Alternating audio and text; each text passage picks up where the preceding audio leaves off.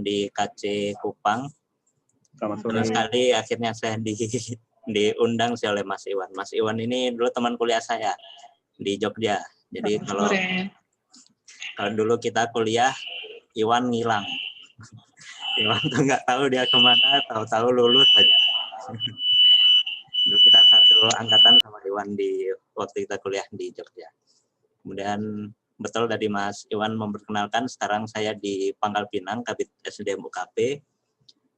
Sebelumnya sempat cukup lama di kantor pusat sih, waktu itu di manajemen perubahan, berganti nama ke manajemen perubahan dan revolusi mental.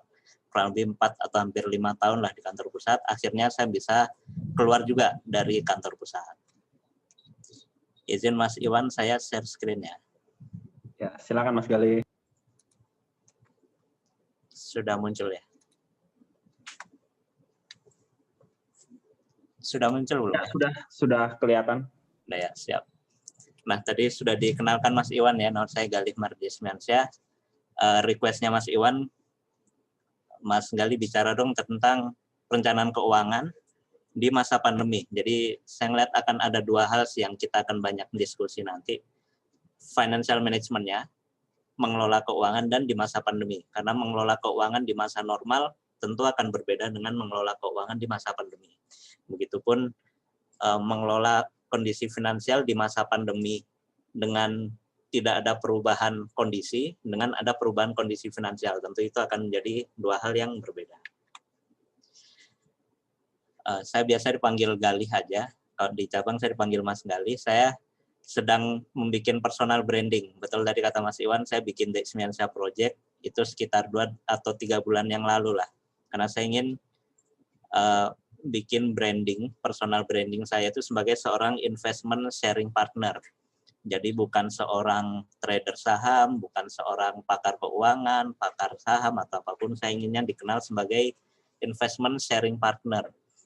Kenapa investment sharing partner? Karena kalau saya flashback ke belakang, saya ternyata banyak sekali mengikuti investasi. Segala macam investasi sepertinya saya udah pernah ikutin.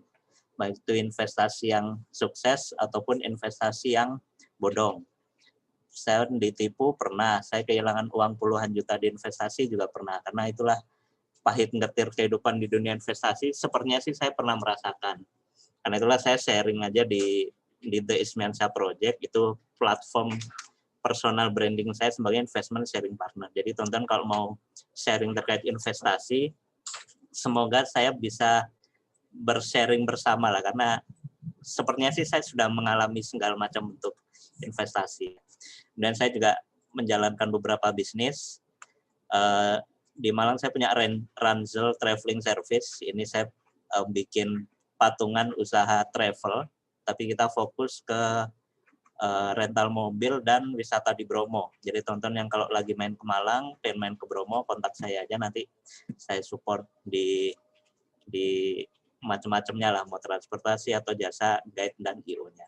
Dan saya juga masih running bisnis makanan bakso Malang Cak Eko di Jakarta, Menteng Square. Alhamdulillah karena pandemi ini pendapatan warung sangat menurun. Jadi ini cukup disyukuri, apalagi waktu PSBB itu hampir kita 2 bulan tutup tidak ada pemasukan. Tapi di situ makanya sebagai entrepreneur kita jadi belajar siapa sih yang perlu kita perbaiki, dan kita perlu shifting cara bekerja. Karena itu di masa pandemi ini emang orang jualan makanan dia pasti harus jor-joran di online, mau itu ngejar di GoFood atau di GrabFood. Saya pun juga ngelola usaha homestay di Malang, namanya Gita Homestay Malang. Saya pasarkan di Airbnb, sudah cukup lama ini, hampir 2 atau 3 tahun. Alhamdulillah sejak pandemi pun kami tidak menerima tamu, jadi tidak ada pemasukan dari Gita Homestay Malang. Jadi ini luar biasa, pandemi ini emang memukul banyak sekali industri bisnis ya. Tidak hanya makanan, tapi di pariwisata, penginapan, travel pun juga alhamdulillah terpukul semua oleh COVID. Jadi para pengusaha di masa pandemi ini emang dipaksa untuk belajar dan merefleksi. Nah, saya kalau dilihat-lihat perjalanan hidup saya ke belakang, sepertinya saya memulai dunia investasi udah cukup lama. Jadi mungkin sekitar 11 tahun lalu lah. Saya 2009, waktu zaman kuliah tuh, Iwan mungkin lagi aktif di mana Iwan ya, Menwa kali ya. Nah, saya itu udah ikut virtual trading competition. Jadi virtual trading saham, kita dikasih dana virtual sekian ratus juta, mainkan saham. Dan saya ikut di situ. Belum punya uang, tapi waktu itulah saya pelajarin dan 2012 saya lulus, kerja pertama, gaji pertama saya investkan di reksadana dan di emas. Itulah perjalanan investasi pertama saya. Dan sejak tahun 2012 sampai sekarang saya mengeksplor banyak sekali investasi dan bisnis lah. Apapun sepertinya udah saya coba ya, mau itu saham, reksadana, Bitcoin saya juga main, equity crowdfunding, obligasi negara saya beli, sukuk retail saya beli, peer-to-peer lending, saya main forex, saya main Olimtrade, binomo, semuanya udah saya coba. Saya dulu teman-teman mungkin pernah dengar ada pohon emas ya, pohon emas atau nabung emas atau apa gitu ya. Saya juga pernah di situ. Saya juga pernah investasi real, nitipkan mobil di rental, pernah. Mobil saya dipakai ngerampok orang, pernah juga. Jadi apa setelah saya nitipin mobil ke rental, mobil saya dirental orang, orang itu ngerampok gitu. Jadi saya seolah-olah terlibat di perampokan. Tapi ya itulah perjalanan hidup. Jadi kalau saya itu mungkin sekitar 10 tahunan lah saya memulai investasi. Dan kurang lebih ini yang saya akan sharingkan, semoga waktunya cukup ya. Ini kan udah jam 4 Wita, teman-teman pulang kan jam 5 ya. Jadi semoga ini sharing saya selesai di 30 menit, nanti sisanya kita banyak diskusi aja. Nanti saya akan bahas terkait millennials, karena saya lihat tadi di partisipannya sepertinya hampir semuanya millennials ya, kayaknya hampir 90% kayaknya millennials ya. Nanti kita akan lihat ternyata millennials itu tidak sama. 90% atau seluruh partisipan di Zoom ini misalkan semuanya millennials, ini semuanya bukanlah orang yang sama, punya stylenya masing-masing. Nanti kita akan lihat. Kemudian di masa pandemi ini, bagaimana sih cara kita mengelola keuangan? Dan kemudian saya akan masuk ke area financial management-nya. Nah, financial management itu sebenarnya intinya hanya ada 4 ini sih. Financial goals, financial check-up, financial planning, dan action-nya ngapain. Jadi kurang lebih ini yang saya akan coba sharing ke teman-teman beberapa menit ke depan. Nah, nanti teman-teman misalkan ada pertanyaan, saya nggak tahu ya, biasanya Mas Iwan pertanyaannya apakah langsung interaktif atau ditulis dulu di chat room. Nah, nanti silakan saya ngikut aja. Dan misalkan ada pertanyaan, baiknya sih ditulis aja di chat room, nanti kita akan bahas di belakang setelah materinya selesai. Iya betul Mas Galih, ditulis di chat room aja. Jadi Bapak Ibu kalau ada yang ingin ditanyakan sambil menyimak materi bisa ditulis di chat room. Pastikan kliknya to Mas Galih atau to everyone seperti itu. Terima kasih. Siap, terima kasih Mas Iwan. Nah, saya langsung lanjut ya. Nah, ini ada report dari Indonesia Millennials Report 2020, ini risetnya dari IDN Media. Dia memang akhirnya menemukan millennials itu ada 7 tipe, millennials. Karena millennials itu kan spektrumnya lebar ya. Ada teori yang bilang millennials itu kelahiran 80 sampai 95. Ada juga teori lain yang bilang millennials itu kelahiran 82 sampai 98. Tapi apapun teori itu, berarti kan millennials ini rentangnya adalah kurang lebih 15 tahun. Tentu orang yang kelahiran 82 berbeda dengan anak kelahiran 90. Anak kelahiran 90 tentu dia akan berbeda dengan anak kelahiran 95. Nah, IDN Media ini memetakan ada 7 tipe generasi millennials. Nah, teman-teman tipe yang mana? Nah, ini teman-teman yang tahu nih, apakah adventure, visioner, leader, socializer, kolaborator, dan macam-macam. Yang pada intinya saya ingin sampaikan adalah, walaupun kita ini berada di generasi yang sama, kita ini punya style yang berbeda.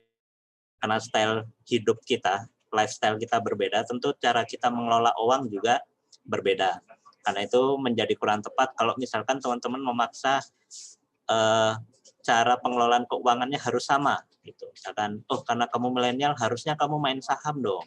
Harusnya kamu punya koleksi emas berkilo-kilo dong.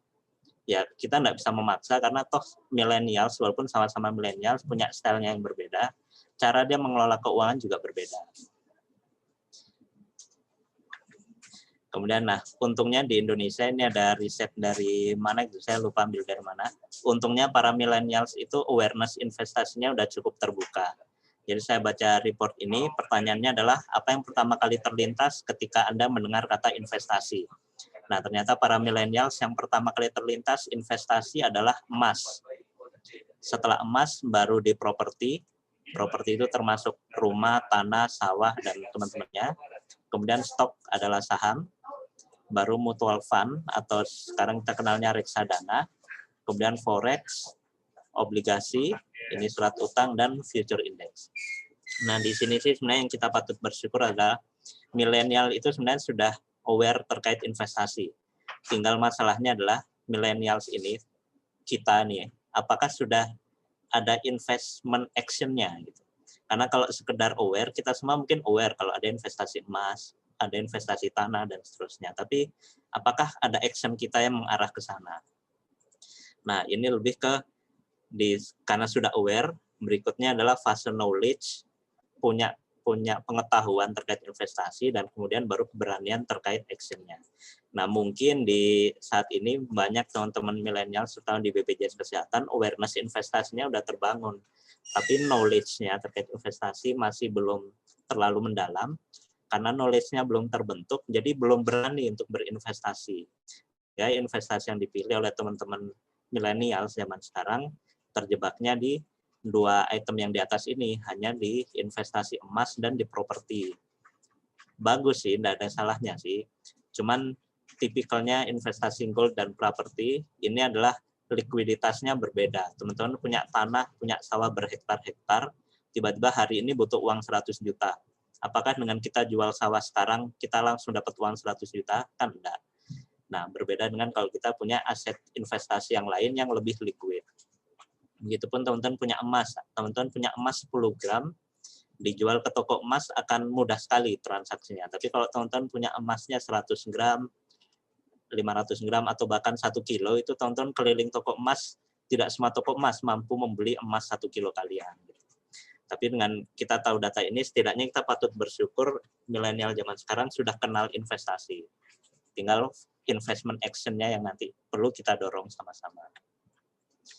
Nah, saya pernah bikin konten di IG saya, di The Ismiansyah Project. Teman-teman silakan follow di IG. Saya juga ada YouTube channel sih sebenarnya, The Ismiansyah Project juga. Nah, saya bikin tips kelola keuangan di masa pandemi. Setidaknya di masa pandemi ini memang orang menjadi terbelah sih. Ada orang yang dengan masa pandemi ini, dia tidak terjadi perubahan apa-apa. Seperti kita di BPJS Kesehatan, alhamdulillah, di masa pandemi kita nggak ada pemotongan gaji, nggak ada yang di PHK, nggak ada yang dirumahkan gitu ya. Tapi ada sebagian orang yang di masa pandemi ini dirumahkan, di PHK massal, dan seterusnya, yang awalnya dia berpenghasilan menjadi tidak berpenghasilan. Nah, saya bikin beberapa tips teman-teman gimana mengelola keuangan di masa pandemi. Pertama, apabila teman-teman pendapatannya terganggu di masa pandemi ini, apakah berkurang atau bahkan tidak punya penghasilan, teman-teman perlu evaluasi sumber penghasilan. Sumber penghasilannya teman-teman ini datangnya dari mana saja sih, dan apa gitu.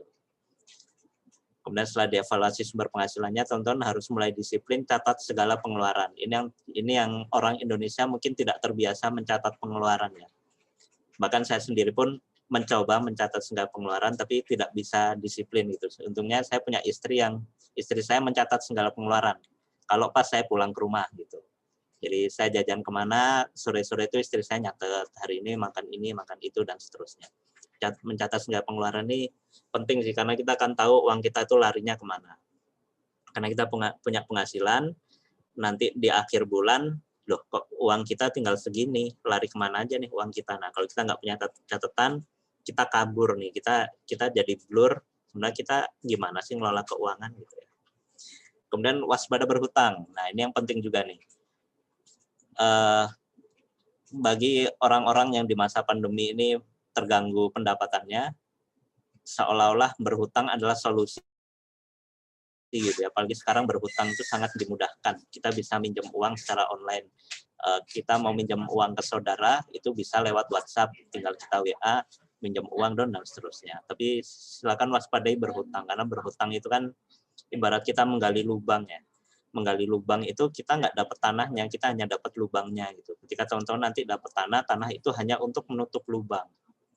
Itu. Nah, apalagi jangan sampai teman-teman berhutang untuk membayar hutang. Nah, ini kesalahan fatal sekali. Ini yang sering teman-teman terjebak di pinjaman online itu kan di sini ya. Mereka punya utang, Kemudian ada solusi utang yang cepat di online, dan ambil pinjaman online untuk menutup utang ke orang lain, sehingga utangnya nggak selesai-selesai karena dia menambah hutang untuk menutup utang. Jadi utangnya nggak selesai-selesai. Jadi teman-teman waspadai berhutang. Kalau bisa sih tidak berhutang ya. Dan kalaupun teman-teman terpaksa berhutang, prioritaskan tagihan yang wajib dibayar. Jadi namanya hutang itu wajib dibayar ya. Jadi akan salah teman-teman berpikir kalau saya berhutang, nanti saya bayarnya ketika saya ada uang. Nah itu salah itu mindsetnya. Kalau teman-teman punya utang atau minjem ke siapapun, komitmen saya balikin bulan depan, mau gimana pun kondisinya, usahakan dikembalikan. Nah untuk di masa pandemi ini, misalkan teman-teman terganggu pendapatannya, prioritaskan tagihan yang memang wajib dibayar. Yang kalau itu tidak dibayar, ya hidup teman-teman terganggu. Misalkan ada teman-teman yang kontrak rumah, kalau emang terganggu pendapatannya, karena ini urgent, kalau kontrakan nggak dibayar, kita diusir, ya mau nggak mau kita harus prioritaskan hal-hal seperti itu. Tapi ada juga tagihan yang nggak perlu-perlu amat sih, seperti misalkan langganan Netflix atau langganan Spotify, itu kan nggak penting-penting amat. Nah itu kalau nggak penting silakan dikesampingkan lah. Kemudian realokasi dana tabungan. Nah kalau teman-teman tentu sudah punya alokasi tabungan ya, uang saya ini sebulan akan saya arahkan kemana-mana, tentuan teman-teman sudah mengalokasikan. Nah, tinggal teman-teman kalau kondisi finansialnya teman-teman terganggu, silakan mulai direalokasi. Kemudian hilangkan biaya yang tak diperlukan. Jadi emang di masa pandemi ini emang kita oleh pemerintah didorong untuk belanja sih ya, karena emang resesi itu kan karena tidak ada pembelanjaan. Kalau nggak ada belanja, nggak ada uang berputar di masyarakat. Kita emang didorong untuk konsumsi di masa pandemi ini oleh pemerintah, karena untuk memutar perekonomiannya. Tapi kan perekonomian kantong kita juga perlu diatur. Jangan sampai kita terlalu boros. Jadi teman-teman silakan dengan mencatat pengeluaran itu, teman-teman akan kelihatan sebenarnya aku membelanjakan uang ini untuk hal-hal yang penting atau enggak sih. Ini simple tipsnya sih yang semoga sih teman-teman tidak ada yang terganggu ya pendapatannya di masa pandemi ini, karena sepertinya kan alhamdulillah di BPJS Kesehatan ini cukup baik ya, penghasilan kita tidak berkurang sedikit pun, malah kita dapat tambahan di beberapa bulan ke belakang. Nah ini ada tabel yang cukup menarik sini, saya dapatnya dari Bank Danamon, dan ini siklus kehidupan finansial. Ya inilah yang mungkin kita jalani ya. Sekarang ada di area di sini nih. Jadi kalau di siklus finansial ini peningkatan kekayaan ini memang sebanding dengan umur kita. Jadi semakin kita tua, seharusnya memang kekayaan kita mengikuti. Jadi sekarang kita mungkin di awal-awal ini ya, di usia 20-30 tahun. Nah memang kalau di siklus ini dibagi 3 tahapan sih. Ada di tahap mengumpulkan kekayaan, itu di masa kita awal bekerja sampai di umur 40-an tahun. Itu tahap mengumpulkan kekayaan. Kemudian di 40 tahun sampai kita pensiun, itu tahap melipat gandakan kekayaan, di double. Kekayaan kita di double. Dan waktu kita pensiun, tahap kita mendistribusikan kekayaan. Nah, kalau kita urutkan dari belakang, kenapa di masa pensiun kita mendistribusikan kekayaan? Karena emang nggak ada lagi yang dikejar kalau kita sudah di masa pensiun. Ngejar karir juga enggak, kita financial udah cukup matang. Karena itu banyak bercandaan gitu ya. Kakek nenek kita itu loyal sekali kalau ngasih ke anak cucu kita. Gitu. Jadi anak kita bawa ke neneknya, anak kita mau beli apa pasti dikasih, karena itulah tahapan orang tua kita di masa pensiun itu, emang tahap dia mendistribusikan kekayaan, dia ngasih aja, dia beli tanahnya dibagiin ke anaknya dan seterusnya. Nah kita di tahapan yang di sini nih, di awal-awal tahap mengumpulkan kekayaan ini, memang sebaiknya memang ini teman-teman lakukan di awal bekerja sekarang. Jadi teman-teman yang mau berinvestasi, mau hutang, mau KPR, mau kredit mobil, mau buka dana pensiun, mau bikin deposito, emang baiknya itu dilakukan di awal-awal sini. Awal-awal teman-teman bekerja di usia 30-an tahun.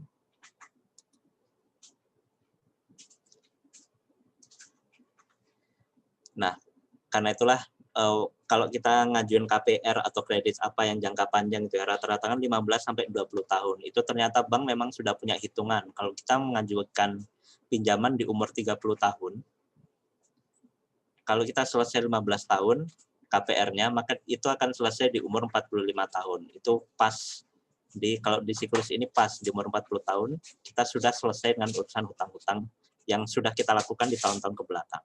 Nah, nanti teman-teman semoga tidak ada yang terjebak di nanti waktu MPP masih punya hutang. Nah, ini yang kasihan ya. Saya kan Kanbid SDM UKP ya. Saya sebelumnya di MPRM pun sering mengamati diklat MPP, diklat masa persiapan pensiun. Jadi Bapak Ibu rekan-rekan kita yang akan pensiun kan mereka akan didiklatkan dulu ya setahun sebelum pensiun. Ada materi financial management dan rata-rata para calon pensiunan ini mereka bingung dengan uang yang mereka punya gitu karena mereka melewatkan masa-masa ini di awal usia 30-an tahun. Jadi ada yang pegawai yang sudah pensiun masih punya hutang KPR, ada yang pensiun tapi masih punya hutang di koperasi dan seterusnya. Itu akan mengganggu hidup pensiun yang seharusnya hidup tenang. Nah, karena itu teman-teman kalau mau hutang, mau ambil KPR, kredit mobil, kredit apapun, segala hutang-hutang itu emang idealnya emang dilakukan di umur-umur 30-an ini. Karena diasumsikan nanti akan selesai di 40 tahun. Nah, karena itu banyak orang bilang 40 tahun itu puber kedua ya bagi bapak-bapak, karena dengan siklus finansial itu ternyata itu yang terjadi di umur 40 tahun seharusnya kita sudah settle, karir kita udah matang, finansial kita udah tercukupi dan hutang-hutang kita tinggal sedikit dengan asumsi kita memulainya di umur 30-an tahun.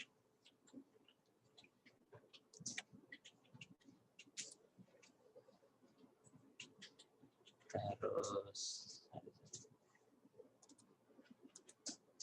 nah, kita bicara ke financial management. Jadi yang tadi saya sampaikan intinya pengelolaan keuangan, financial management itu ada di 4 hal ini teman-teman.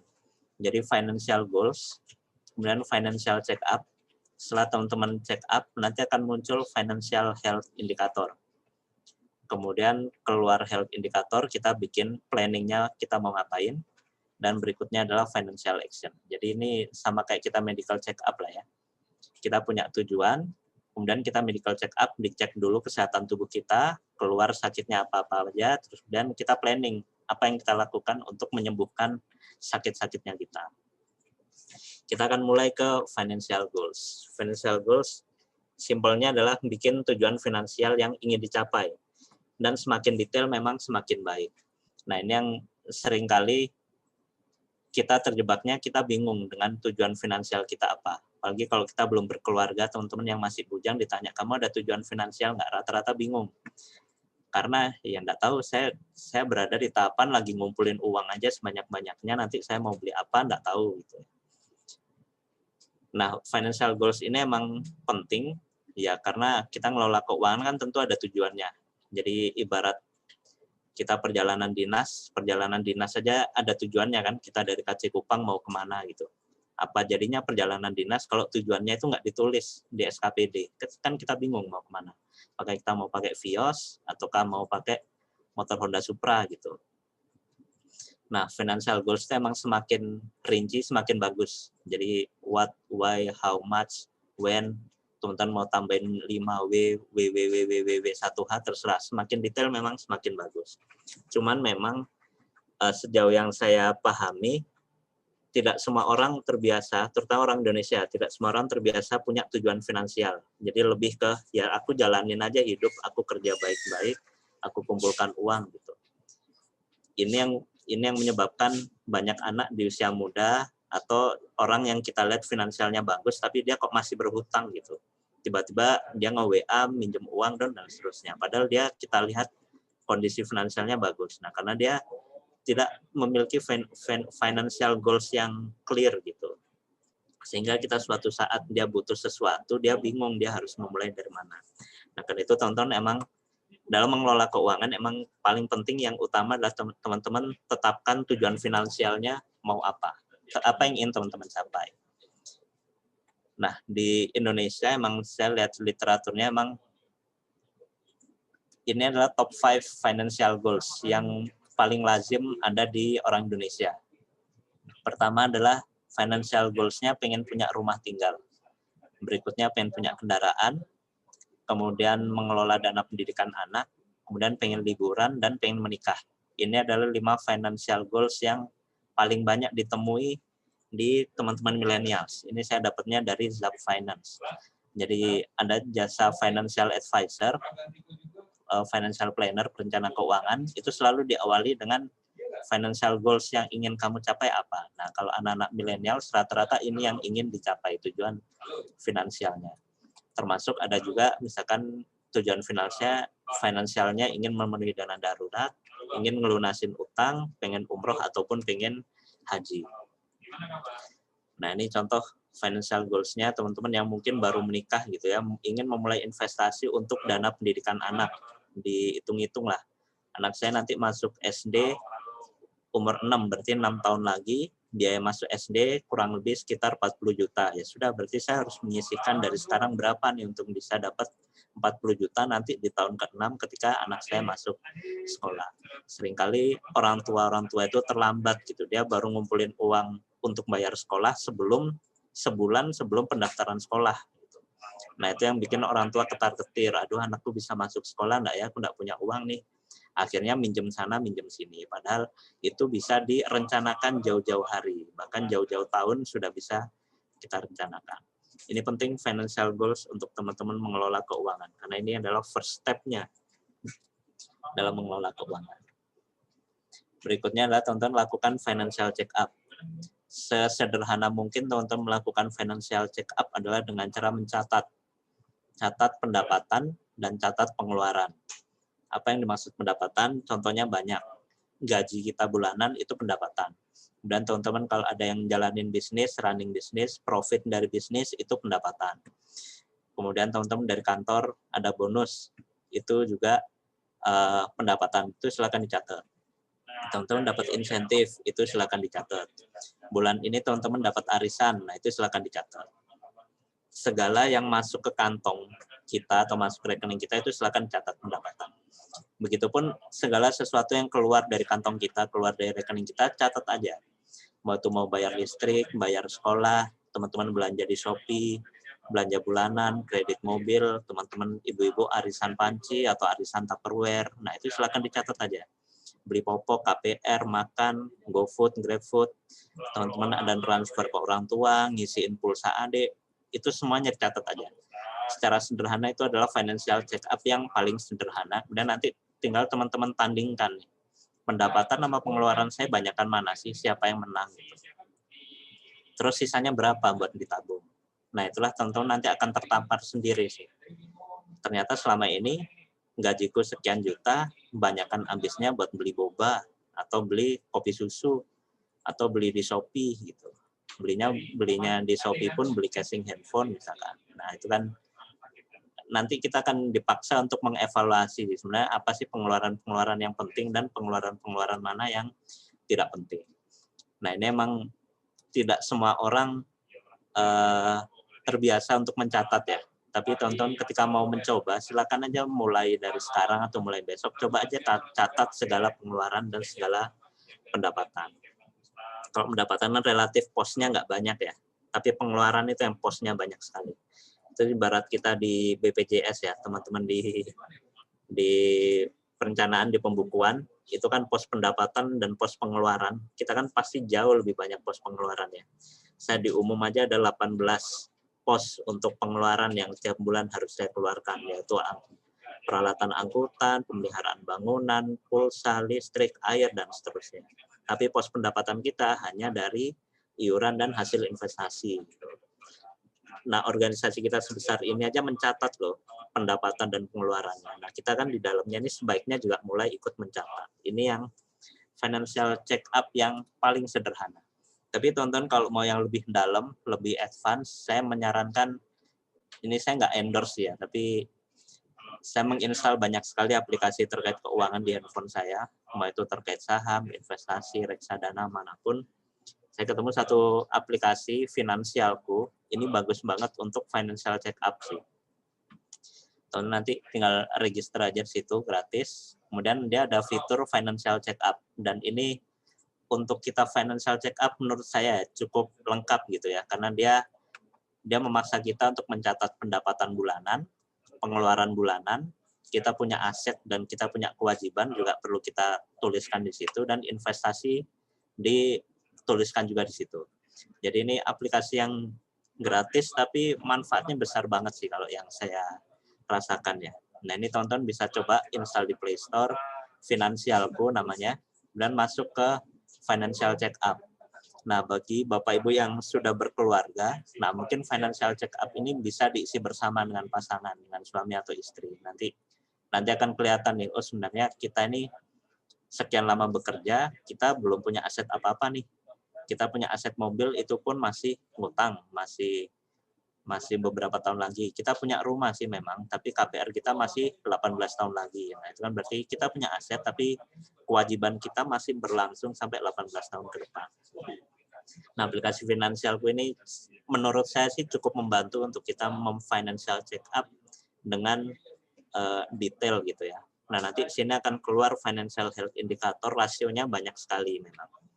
Tapi saya ambil 3 rasio yang paling kuat yang kita bisa rasakan sehari-hari. Pertama adalah teman-teman dianggap sehat secara keuangan apabila rasio utangnya maksimal 30% dari pendapatan. Jadi kalau teman-teman punya utang lebih dari 30% dari pendapatan itu tidak sehat. Jadi teman-teman harus berobat. Ya, namanya nggak sehat kan berarti sakit ya. Kalau sakit kita harus berobat, harus ada yang kita ubah. Nah, karena itu teman-teman kalau perhatikan ngajuin KPR atau ngajuin pinjaman di koperasi, selalu diminta slip gaji. Karena bank atau koperasi mereka akan melihat rasio maksimum hutang kita memang 30%. Silakan teman-teman perhatikan itu di tabel angsuran di bank atau di KPR atau di koperasi. Selalu dihitung nih, kalau kita mau minjam 100 juta, maksimalnya berapa, nanti akan dilihat dengan pendapatan kita sebulan berapa. Total hutang maksimal 30% ya, bukan masing-masing hutang 30%. Karena banyak juga orang yang ngeles, oh hutangku dikit kok, aku KPR cuma 1 juta, aku kredit mobil angsuran 1 juta, terus kredit panci angsuran 500.000, terus saya ada pay letter di Traveloka 500.000. Memang kecil-kecil masing-masing hutang, tapi begitu di total dia lebih dari 30%. Nah itu nggak sehat dan teman-teman harus berobat rasio utangnya. Kemudian adalah rasio likuiditas. Rasio likuiditas ini adalah seberapa banyak teman-teman punya dana yang bisa diambil kapanpun, yang dia sangat liquid dan bisa diambil kapanpun lah. Jadi dananya ada, tersedia, dan ketika ada suatu hal terjadi, misalkan teman-teman tiba-tiba dipecat atau tiba-tiba ada kebakaran, ada bencana gitu ya, teman-teman nggak bingung lagi punya uang dari mana karena teman-teman sudah menyiapkan dananya. Nah, bagi teman-teman yang sudah menyiapkan 0 sampai 6 kali pengeluaran bulanan, itu masih dianggap tidak sehat. Jadi misalkan ya, teman-teman punya penghasilan 5 juta, kemudian dihitung-hitung rata-rata pengeluaran bulanan 2 juta. Nah, teman-teman punya simpanan uang 10 juta, yang itu artinya 5 kali pengeluaran bulanan, itu pun masih dianggap tidak sehat. Sebaiknya sih teman-teman menyiapkan 7 sampai 12 kali pengeluaran bulanan untuk masuk kriteria sehat ya. Idealnya memang teman-teman punya lebih dari 12 kali pengeluaran. Nah, itu diasumsikan misalkan hari ini teman-teman tiba-tiba dipecat, tiba-tiba berhenti, nggak punya penghasilan, teman-teman masih bisa hidup sampai beberapa bulan ke depan dengan dana yang sudah teman-teman siapkan ini. Dengan pengeluaran yang sama ya, dengan asumsi pengeluaran yang sama. Kemudian berikutnya adalah rasio menabung atau investasi. Nah, teman-teman punya penghasilan, dipotong pengeluaran sebulan, kemudian teman-teman ada sisanya untuk diinvestasikan atau ditabung. Nah, teman-teman yang bisa menabung kurang dari 10% itu masuk kriteria tidak sehat. Jadi kalau teman-teman punya penghasilan 5 juta, teman-teman hanya bisa menabung 500.000, itu masuk kriteria nggak sehat. Karena berarti boros banget teman-teman punya penghasilan 5 juta, tapi 4,5 jutanya habis, hilang entah kemana. Teman-teman hanya sisa 500.000 yang untuk disimpan atau diinvestasikan. Sehatnya memang 10-30%. Nah, tapi namanya menabung atau investasi kan semakin banyak semakin bagus. Jadi emang ini yang perlu dikelola sih kalau teman-teman bikin financial planning, memang harus perlu dihitung benar pemasukannya berapa, pengeluarannya berapa, dan teman-teman komit mau investasinya berapa.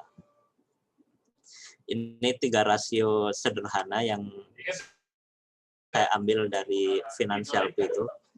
Di finansialku itu juga dia akan nanti mengeluarkan kurang lebih 8 rasio lah, tapi bahasanya bahasa yang terlalu teknis di finansial. Tapi ini yang paling sederhana yang saya ambil 3 rasio ini. Jadi teman-teman dianggap finansialnya tidak sehat kalau utangnya lebih dari 30%, teman-teman nggak punya dana liquid 7-12 kali pengeluaran bulanan, dan teman-teman hanya bisa menabung kurang dari 10%. Itu teman-teman masuk kondisi finansialnya tidak sehat. Silakan teman-teman mulai nanti pulang ke rumah gitu ya, dengan pasangan, dengan suami atau istri, coba mulai dihitung-hitung. Kita financial check up lah di keluarga kita, gimana sih kondisi kita gitu. Teman-teman bisa aja menganggap aku punya tabungan ratusan juta nih, tapi begitu dicatat, diperintilin satu-satu, ternyata ya kita nggak punya apa-apa gitu. Apa-apa kita masih nyewa misalkan ya. Kita punya mobil tapi utangnya masih 18 tahun lagi dan seterusnya. Nah, setelah teman-teman mengukur financial health indikatornya, kita akan masuk ke sesinya financial planning, perencanaan keuangan. Itu simpelnya adalah tadi teman-teman dipaksa untuk bikin tujuan finansial. Kita udah punya tujuan mau ke sana, kemudian di-check up nih, dan kita ini seberapa sehat. Kemudian kita kan tahu ya, oh ternyata aku nggak sehat nih, ternyata utangku kebanyakan, atau aku nggak pernah bisa menabung. Atau yang tadi, ternyata aku nggak punya dana liquid nih untuk kebutuhan dana darurat. Nah, mau nggak mau emang financial goals, kalau memang perlu diubah, ya mulailah dengan mengubah financial goals. Misalkan teman-teman tadi tujuan finansialnya ingin beli rumah senilai 1 miliar. Tapi begitu di financial check up, ternyata teman-teman utangnya masih banyak, masih panjang pula utangnya, dan menabung 10%, ya mau nggak mau teman-teman harus realistis dan mengakui lah kalau kondisi finansial kita nggak cukup nih untuk mencapai tujuan finansial kita. Pilihannya adalah financial goals-nya kita sesuaikan. Yang awalnya kita pengen rumah 1 miliar, ya kita kurangi lah, mungkin 500 juta cukup lah dengan kondisi finansial kita. Tapi prinsip di financial planning adalah ini teman-teman, sesuai yang saya gambarkan. Tingkatkan pendapatan, kurangi pengeluaran, dan tingkatkan investasi. Sebenarnya 3 kunci inilah teman-teman kalau mau melakukan financial planning, apapun nanti tujuan finansialnya. Teman-teman hari ini misalkan pengen liburan ke Eropa. Dengan kondisi yang saat ini, berarti yang perlu teman-teman lakukan 3 hal ini. Tingkatkan pendapatan, kurangi pengeluaran, dan tambah investasi. Teman-teman mau punya mobil Pajero, ya opsinya yang disarankan tentu adalah tingkatkan pendapatan, kurangi pengeluaran, dan tambah investasi. Nah, apa aja sih yang bisa kita lakukan untuk meningkatkan pendapatan? Nah, terutama kalau kita di BPJS ini kan terbatas ya. Yang bisa kita lakukan memang kerja lebih keras. Nah, kalau misalkan ini enggak tahu ya kalau di sana seperti apa ya. Kalau ada kesempatan SKP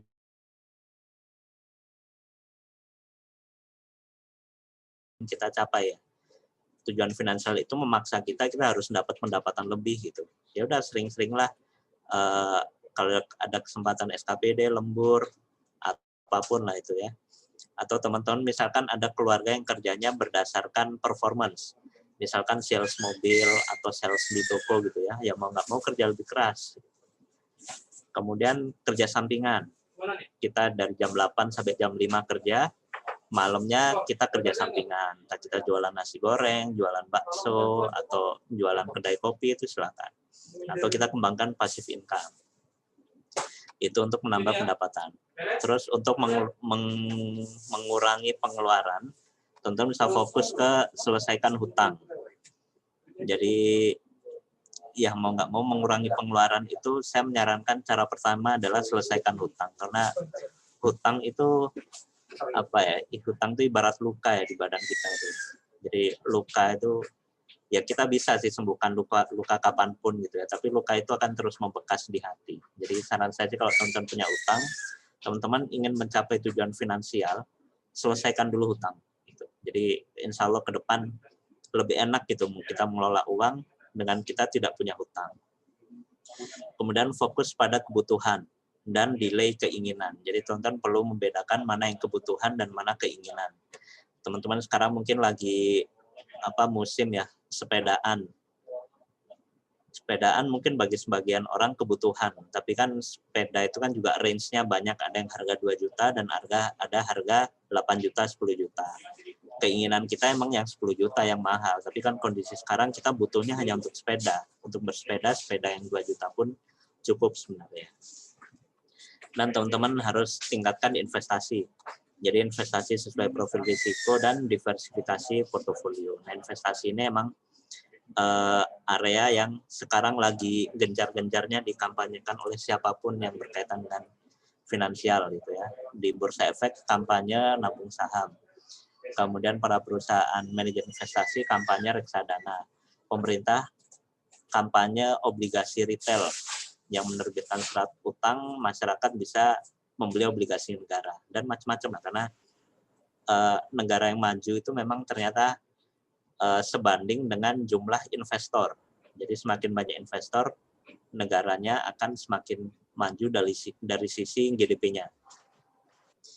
Nah, kita emang perlu mengenal banyak investasi sih, tapi setidaknya investasi itu terbagi dua tipe aja sebenarnya.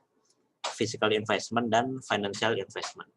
Physical investment ini yang investasi fisik, barangnya ada, teman-teman bisa pegang barangnya, simpan sendiri bisa. Ini yang emas, berlian, rumah, tanah, dan sebagainya. Ini seharusnya teman-teman juga sudah punya ya. Apalagi teman-teman rata-rata kan pasti udah setahun atau 2 tahun bekerja di BPJS Kesehatan. Setidaknya physical investment teman-teman punya, minimal emas lah. Mau itu berapa gram ya.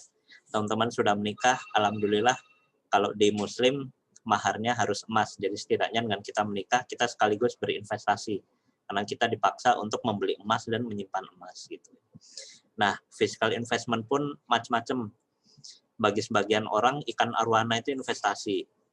Ikan arwana loh ini. Tapi kan investasi di kalangan tertentu. Tahun lalu atau berapa tahun lalu, batu akik, itu investasi bagi kalangan tertentu. Sekarang lagi musim tanaman janda bolong, itu investasi bagi kalangan tertentu. Di kalangan tertentu, sepatu sneakers juga investasi. Nah, cuman kan relatif investasi inilah yang masuk ke semua kalangan, emas, rumah, berlian, tanah, dan seterusnya.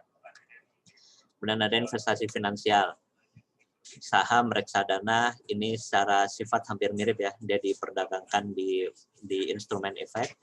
Kemudian ada deposito, obligasi, dan sukuk, ini sifatnya surat utang. Kalau deposito, bank berhutang ke kita, kalau obligasi, negara atau obligasi korporasi berhutang ke masyarakat. Kalau sukuk adalah surat utang yang retail. Tapi deposito, obligasi, dan sukuk secara sifat dia adalah surat utang. Kemudian ada juga investasi yang sekarang lagi rame, peer-to-peer lending. Itu kita meminjami dana ke seseorang, dana itu nanti diputar di bisnis, kita akan dapat return sesuai yang dijanjikan, 10%, 15%, dan seterusnya. Atau equity crowdfunding, kita patungan mendirikan usaha. Jadi equity crowdfunding, misalkan ada Indomaret dibuka harga 500 juta, kita patungan, satu slotnya 1 juta, kita bisa beli berapa slot gitu. Nah, investasi ini banyak macamnya. Teman-teman sebaiknya punya investasi untuk mengamankan nilai ya, karena nilai uang itu kan setiap tahun dia akan berkurang karena kena inflasi. Jadi jangan sampai uang kita juga habis bukan karena kita belanjakan, tapi habisnya dimakan inflasi. Itu sakit hati sih, kita ngumpulin uang bertahun-tahun, tapi nilainya berkurang nih di 10 tahun lagi. Nah, tapi emang pesan saya, never put all of your eggs on one basket. Jadi jangan menempatkan semua telur kita di satu keranjang. Teman-teman harus menyiapkan beberapa keranjang, biar kalau satu keranjang pecah, hancur, teman-teman masih punya beberapa keranjang yang lain. Ini metafor ya, tapi teman-teman pasti paham maksudnya. Jadi teman-teman kalau punya investasi, disebarlah. Jangan teman-teman punya uang ratusan juta, semuanya diambisin di emas. Atau punya uang ratusan juta, semuanya ambisin di sawah gitu. Itu kurang bijak sih, karena kalau sawahnya tiba-tiba ketutup jalanan pabrik, selesai, sawah kita nggak laku. Atau hal-hal yang lain. Sebaiknya teman-teman punya diversifikasi investasi. Ini saya bikin simulasi kalau kita berinvestasi ya. Jadi saya contohkan si Alfa, dia menabung 1 juta per bulan. Diinvestasikan di instrumen investasi yang ngasih return 15% per tahun. Kemudian keuntungan investasinya dia masukkan lagi ke modalnya dia putar lagi. itu namanya compounding. Jadi keuntungan investasi diinvestasikan kembali. Dan si alfa ini dia hanya menabung selama 10 tahun. Setelah 10 tahun dia stop menabung. Kira-kira berapa hasilnya? Nah, ini saya kemarin coba hitung, ini sederhana di Excel, teman-teman juga bisa bikin. Nah, si alfa ini dia hanya menabung 10 tahun, ya artinya dia hanya menyisihkan 120 juta, tapi di tahun ke-25 uangnya menjadi 2,2 miliar.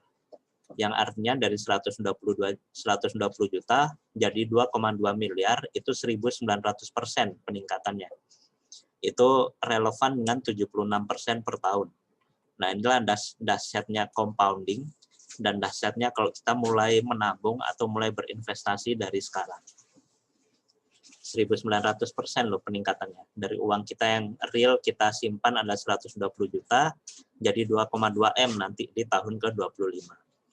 Nah, si Alfa ini punya teman namanya Bravo. Bravo ini udah dijelasin terkait investasi, tapi dia menunda-nunda nih. Nantilah, aku mulai nabung nantilah. Kalau aku udah punya uang, atau nanti nunggu aku dipindahin, atau nanti nunggu aku nikah gitu ya. Si Bravo ini memulai menabung di tahun ketiga. Dia ketinggalan dari si Alfa tadi. Dia hanya ketinggalan 2 tahun sih. Dia sama nabung 1 juta per bulan dengan return 15% per tahun. Tapi di tahun ke-25 dia hanya dapat 1,7 M. Selisihnya dengan si Alfa tadi hampir 500 juta. Padahal dia hanya terlambat 2 tahun. Atau secara nominal dia hanya tertinggal 24 juta. Tapi di akhir dia ketinggalan hampir 500-an juta.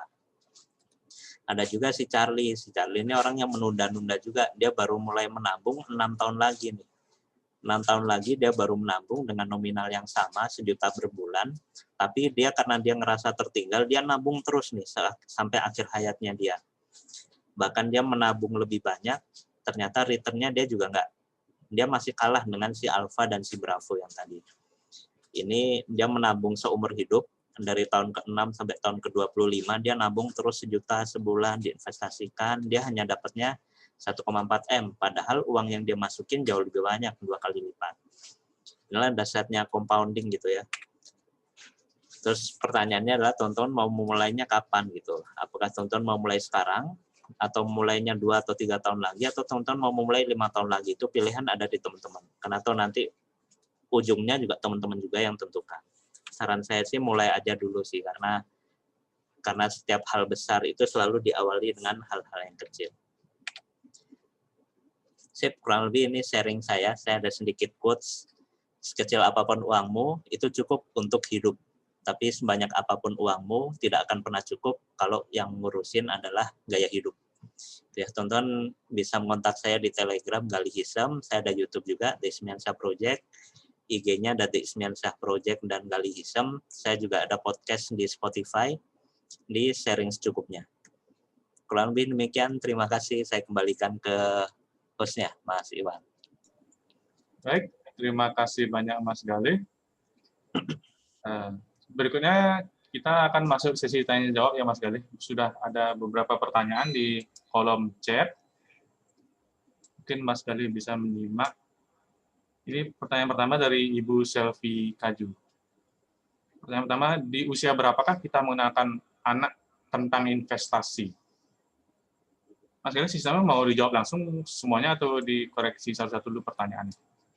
Boleh langsung lah ya. Baik, silakan Mas Gali. Dari Bu Yosefin ya. Di usia berapa kita mengenalkan anak tentang investasi? Nah, ini sebenarnya nggak ada acuan juga sih di umur berapa anak perlu kita ajarkan investasi, karena ini prinsipnya investasi itu adalah pendapatan yang kita hold untuk pengeluaran. Jadi kita punya pemasukan yang normalnya kita keluarkan, tapi ditahan dulu nih, kita investasikan. Nah, ya berarti pertanyaannya kembali ke Bapak Ibu. Bapak Ibu itu mulai mengenalkan si anak mendapatkan pemasukan itu di usia berapa? Biasanya kan anak masuk sekolah mulai diberi uang saku.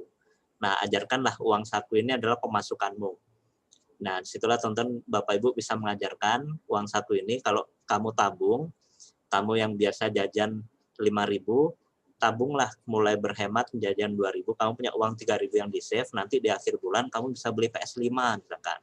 Atau nanti 3 bulan lagi kamu bisa beli motor NMAX. Nah, itu silakan Bapak Ibu mulai mengatur kapan Bapak Ibu mengajarkan si anak menerima pemasukan dan bertanggung jawab terhadap apa yang dia terima. Jadi nggak ada acuan ya harus di umur berapa, terserah Bapak Ibu mau mulai mengenalkannya kapan, tentu Bapak Ibu yang tahu anak-anaknya. Kemudian untuk aplikasi reksadana online, apakah bisa kita yakini meskipun terdaftar di OJK dalam jangka waktu yang panjang jika kita khawatir? Oke. Nah, saya pernah bikin konten juga di Instagram saya cara memilih perusahaan sekuritas. Memang syaratnya memang sekarang semua perusahaan sekuritas harus terdaftar di OJK, itu pasti. Tapi karena membuka reksadana ini kan trust ya, bisnis trust ya, kita percaya kepada perusahaan sekuritas atau manajer investasi untuk mengelola uang kita. Dan Bapak Ibu emang nggak boleh asal-asalan nih menitipkan uang gitu. Jadi emang perlu memilih perusahaan sekuritas atau manajer investasi yang betul-betul punya tingkat kepercayaan yang bisa dipercaya.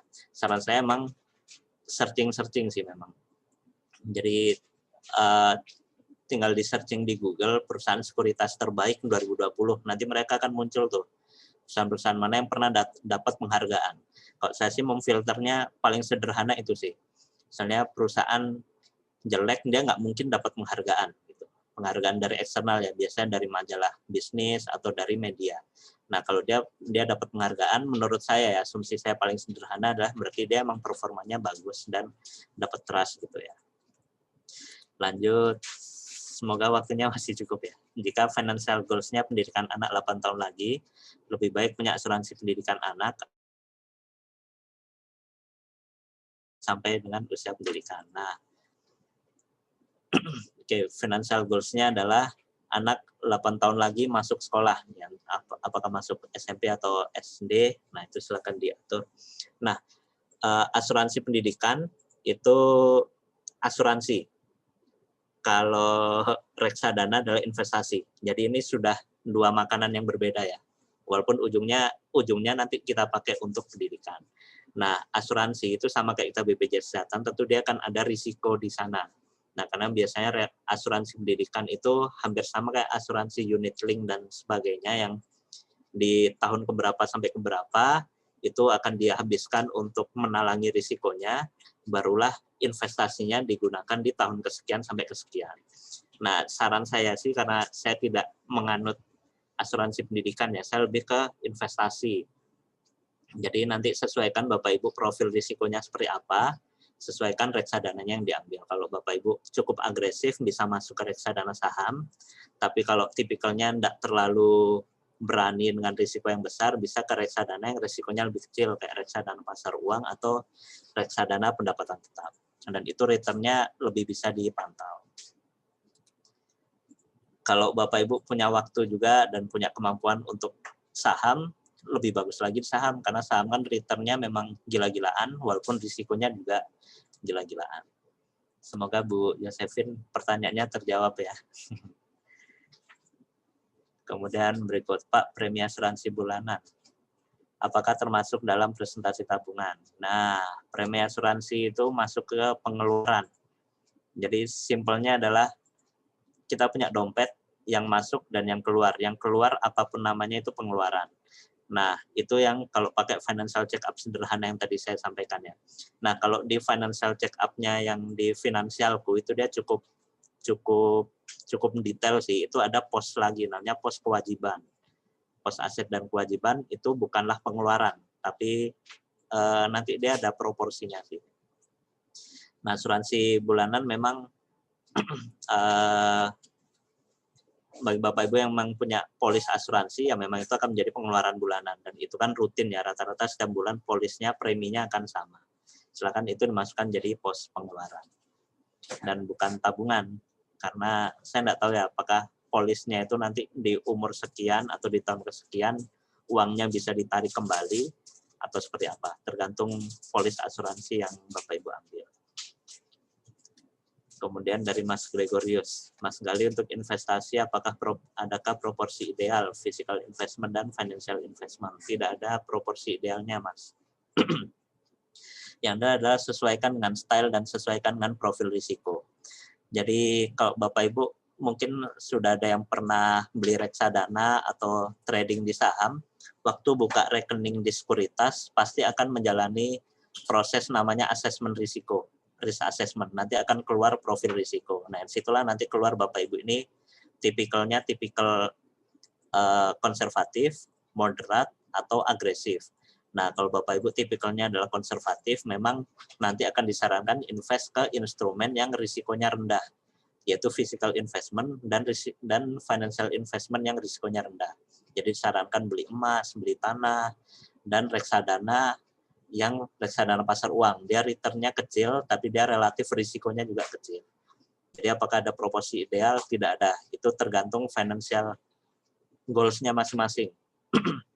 Nah, karena itu kenapa financial goals itu penting, karena tujuan kita mau kemana, itu menentukan kita mau pakai kendaraan yang mana. Apakah kendaraan mobil atau pakai motor gitu. Kalau teman-teman financial goals-nya dalam waktu cepat, setahun ke depan saya harus punya uang 100 juta, ya kita harus naik kendaraan yang kenceng. Kendaraan yang kenceng itu misalkan sekarang ada saham gitu. Return-nya akan kenceng sekali, tapi risikonya enggak kalah kenceng. Gitu pun kalau teman-teman tujuan finansialnya 3 atau 5 tahun ke depan, waktunya panjang, teman-teman bisa lebih ke instrumen yang lebih santai. Kurang lebih demikian.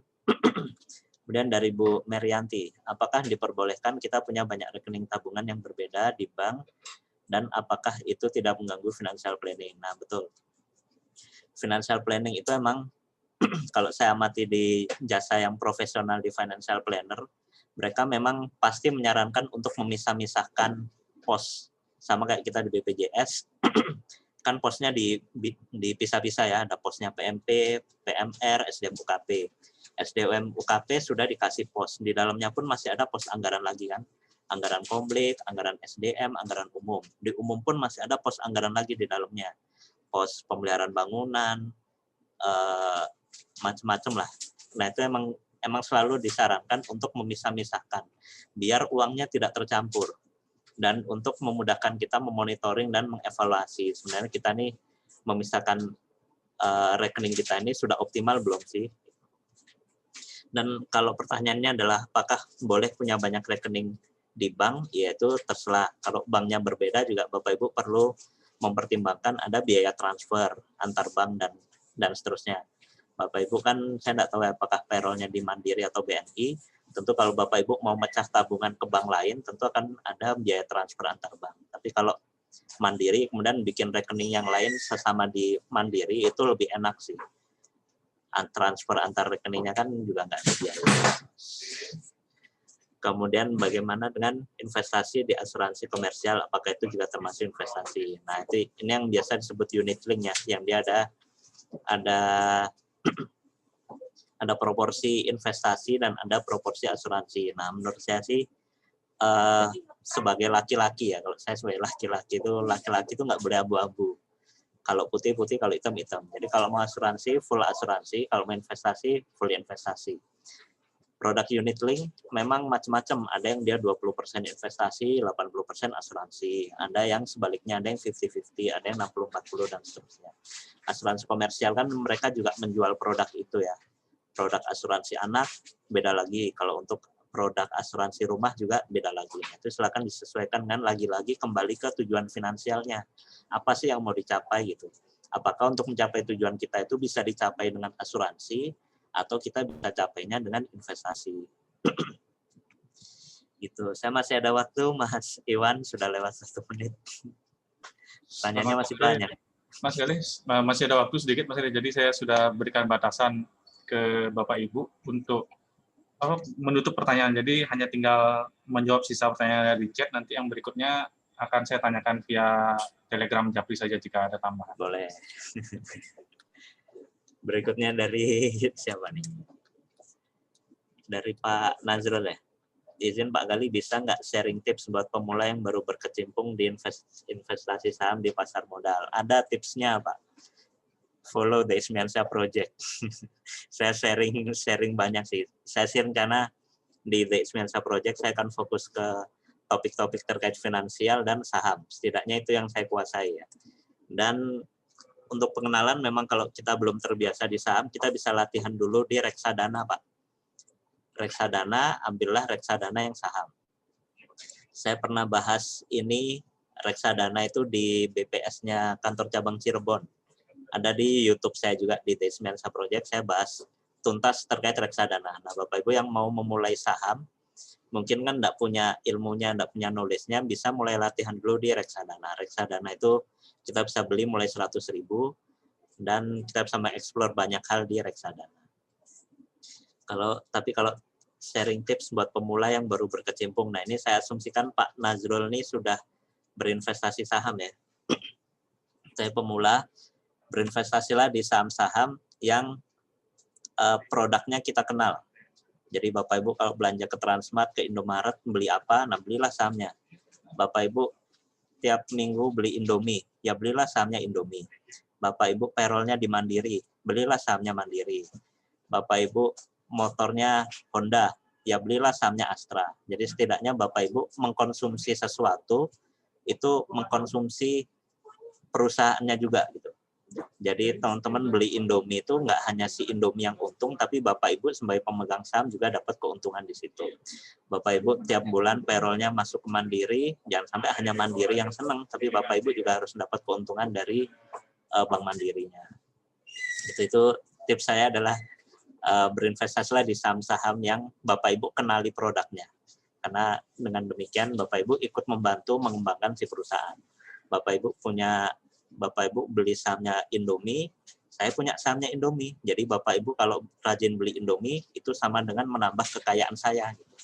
Jadi saya akan mendorong teman-teman saya untuk beli Indomie, karena saya adalah pemilik sahamnya Indomie. Nah, kurang lebih seperti itu. Kemudian dari Mbak Tirza Nainiti, bagaimana cara menentukan apakah suatu aset bisa dijadikan investasi? Nah, prinsip investasi itu semakin panjang waktunya, nilainya semakin meningkat. Itu investasi. Kalau semakin panjang waktunya, nilainya semakin menurun, itu bukan investasi. Itu adalah aset apa ya namanya kalau di istilah di akuntansi gitu ya. Yang ada, dia kan ada penyusutan nilai itu. Nah, itu yang Bapak Ibu perlu bedakan tuh. Ini saya lagi melihat di videonya Pak Mario Kore. Itu di atas ada AC. Nah, AC itu menurut Bapak Ibu aset atau investasi? AC itu kalau tahun depan kita jual, dia nilainya makin tinggi atau makin turun. Nah, itulah pertanyaan yang Bapak Ibu tanyakan ke diri sendiri sih. Apakah kalau saya beli sesuatu, ini saya anggap sebagai aset atau sebagai investasi? Kecuali Bapak Ibu adalah artis atau siapalah yang barang yang Bapak Ibu pakai, value-nya menjadi meningkat karena Bapak Ibu punya person value. Mohon maaf ya, kayak kemarin Dinar Candy, Bapak Ibu yang cowok-cowok tahu lah ya. Dinar Candy itu jualan celana dalam bekas, laku 50 juta. Tapi Mas Iwan kalau jualan celana dalam bekas lakunya berapa kira-kira? Atau enggak laku ya? Nah, padahal sama-sama jualan, mohon maaf ya, celana dalam bekas gitu. Tapi kan karena personnya beda, value-nya berbeda. Bagi Mbak Dinar Candy, celana dalam investasi karena value-nya meningkat gitu. Tapi bagi Iwan, enggak tahu bagi Iwan itu aset atau apa, Wan? Ya itu ya, kurang lebih seperti itu ya gambarannya ya. Apakah sesuatu itu kita sebut aset atau investasi tergantung nilainya di masa depan. Apakah nilainya meningkat atau semakin menurun. Tanah, Bapak Ibu punya tanah dan Bapak Ibu punya tanah itu kan berbeda ya. Saya beli tanah 100 meter dengan saya beli tanah 1 karung. Itu kan berbeda. Padahal saya sama-sama beli tanah gitu ya. Nah itu Bapak Ibu perlu menanyakan ke diri sendiri sih, kalau saya beli sesuatu ini tahun depan nilainya makin turun atau makin jatuh gitu ya. Mobil Avanza itu kita beli sekarang, besok langsung kita jual pun harganya pasti akan langsung turun. Begitupun Bapak Ibu beli emas ya. Sekarang beli emas, Bapak Ibu bayar, kemudian 5 menit kemudian Bapak kembali lagi ke toko itu jual emas yang sama. Pasti dia akan nilainya langsung turun tuh. Walaupun emas itu adalah instrumen investasi. Karena ada spektrum waktu yang ikut berjalan di sana. Itu ya. Kemudian dari Pak Erwin Sebo. Apakah aplikasi finansialku untuk jumlah pendapatan yang diposting dijamin kerahasiaannya? Apakah tidak berisiko di-hack dan diketahui oleh pihak lain? Nah, registrasi dan identitas pengguna. Nah, itu silakan sih, kalau ini sih persoalan trust ya. Jadi Bapak Ibu bisa masukin jumlah penghasilannya real atau Bapak Ibu bulatkan silakan. Tapi sekedar untuk mendapatkan gambaran, ya silakan aja diisi dengan angka yang Bapak Ibu nyaman lah. Apakah dibulatkan ke atas atau dibulatkan ke bawah atau tidak diisi sama sekali juga silakan. Jika si financial ini bagusnya dia emang di ujungnya nanti dia akan ngasih saran sih, kita harus ngapain, walaupun effort yang kita lakukan hanya ngentry di aplikasi, kemudian nanti akan ada sarannya kita perlu ngapain. Kemudian dari Pak Khams, sejauh mana keamanan kita investasi langsung melalui perusahaan sekuritas atau melalui platform keuangan digital. Karena yang dicontohkan Bibit, berarti kita bahas reksadana. Karena Bibit adalah marketplace reksadana. Sehingga kalau dibandingkan dengan perusahaan sekuritas adalah sekuritas yang sebanding, yaitu manajer investasi. Kalau sejauh mana keamanannya, insya Allah aman, karena itu dijamin oleh OJK, dan uang kita, kalau kita berinvestasi baik di reksadana ataupun saham, itu uangnya tidak ada di perusahaan sekuritas, tapi disimpan di namanya bank kustodian. Jadi walaupun nanti kita rugi atau tiba-tiba perusahaan sekuritasnya kebakaran dan bangkrut, uang kita nggak ikut kebakar, tapi uang kita ada di bank kustodian dengan pencatatan yang ada di bank kustodian. Jadi kalau dari sisi keamanan yang ditanyakan seperti itu, insya Allah aman karena uang kita tidak dipegang secara langsung oleh si sekuritas, tapi disimpan di bank kustodian. Kemudian itu ya perusahaan sekuritas atau melalui Bibit. Nah, dari sisi transaksi saya pribadi mengembalikan ke teman-teman sih, bagi Bapak Ibu yang ingin simple, ingin instan, Bibit itu sangat enak karena Bibit itu marketplace kayak supermarket ya, supermarketnya reksadana.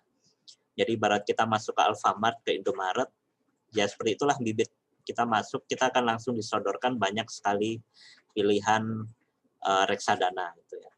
Nah, kelemahannya adalah karena Bibit hanya marketplace reksadana, kita hanya bisa membeli reksadana.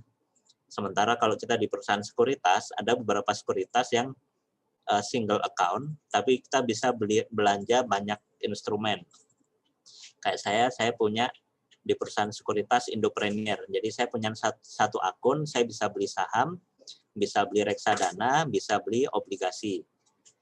Gitu. Sementara kalau di Bibit atau di marketplace yang lain, satu akun hanya bisa untuk belanja reksadana yang dijual di Bibit gitu ya. Jadi ada plus minusnya di masing-masing platform kalau diversuskan dengan Bibit. Kemudian Bu Yosefina, ada lelucon sederhana. Kita susah payah bekerja keras, namun sesuatu terjadi dengan diri kita. Akhirnya menuai serta menikmati adalah istri kedua misalkan. Tinggal kipas-kipas dapat warisan. Jadi memang kita yang perlu bekerja keras pun perlu menikmati hasil kerja kita. Closing statement Mas terkait lelucon sederhana ini. Ya, ini untuk kondisi yang rumah tangganya berantakan karena pelakor ya. Jadi ada pihak ketiga yang kerja keras siapa, tapi yang menikmati hasilnya siapa. Nah, semoga pesannya bukan yang ditangkap yang seharusnya kita jadi pelakor dong. Jadi kita ongkang-ongkang kaki, terus kita menikahi pria kaya, menikahi Pak Otniel gitu ya. Uangnya banyak, nah kita tinggal ongkang-ongkang kaki terima duit. Ya itu sih. Ya gimana saya menanggapinya. Ya itulah, dijagalah baik-baik. Makanya saya di postingan IG yang kemarin dari Mas Muklis Amiruddin, Mumu, dia quotes-nya adalah suami mengelola keuangan rumah tangga itu emang harus melibatkan istri dan harus terbuka. Jadi biasa kan bapak-bapak kan yang di-store ke istri hanya uang gaji ya. Uang SKPD mampir dulu ke rekening yang lain. Nah, itu kan ada ketidakterbukaan. Nah, nanti jatuhnya gonong gininya di situ tuh. Loh, katanya gajinya sekian juta, tapi kok bisa beli motor tanpa izin aku? Nah, biasanya kan gitu ya ibu-ibu ya. Nah, lebih ke kalau urusan di rumah tangga, nah baiknya sih pengelolaan keuangannya dibicarakan berdua dengan pasangan. Sudah selesai ya? Alhamdulillah.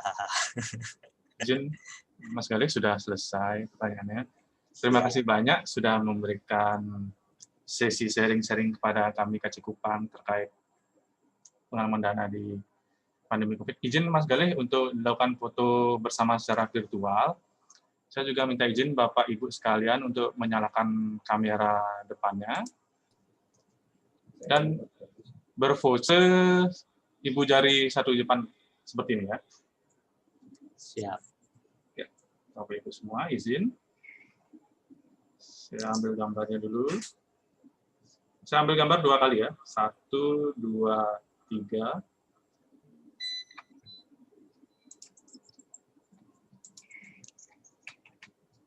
Mas Gali. Sekali lagi. 1, 2, 3.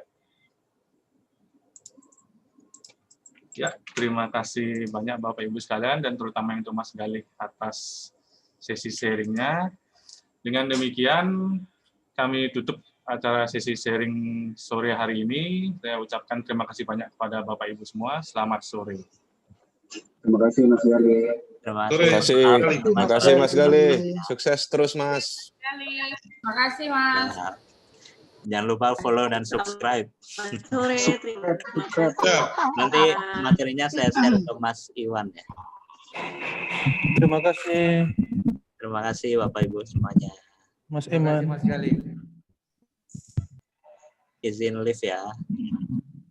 Baik Mas Galih, terima kasih banyak.